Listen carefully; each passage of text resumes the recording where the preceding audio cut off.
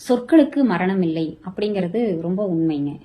நம்ம சில சமயம் ரொம்ப இன்னட்டன்டிவா போரிங்கா ஏன்டா கேட்கறோம் அப்படின்னு நினைச்ச விஷயங்கள் கூட நம்மளோட சப்கான்சியஸ் மைண்ட்ல வந்து ஸ்டோர் ஆயிருக்கும். அப்படி ஸ்டோர் ஆயிருக்கிற விஷயம் நமக்கு ஒரு ப்ராப்ளம் வரும் பொழுது அது ரிலேட்டடா இருக்கிற பாயிண்ட்ஸ் எல்லாம் ஞாபகப்படுத்தும், அந்தந்த மனுஷங்களையும் ஞாபகப்படுத்தும். என்னதான் நம்ம மொபைல்ல ஆக்டிவா இருந்தாலும் சோசியல் மீடியால ஆக்டிவா இருந்தாலும் ஹெல்ப் கேட்டோம்னா நமக்கு பிசிக்கலா இன் பர்சன் ஹெல்ப் வேணும் அப்படிங்கிறது வந்து எல்லாரோட மனசுலயும் இருக்கிற விஷயம். அப்ப அந்த சப்கான்சியஸ் மைண்ட்ல ஸ்டோர் ஆயிருக்கிறதுங்க அந்த பிரச்சனை வரும் பொழுது அந்த சிச்சுவேஷனுக்கு தகுந்த மாதிரி ஆட்களை வந்து நமக்கு ஞாபகப்படுத்தும்.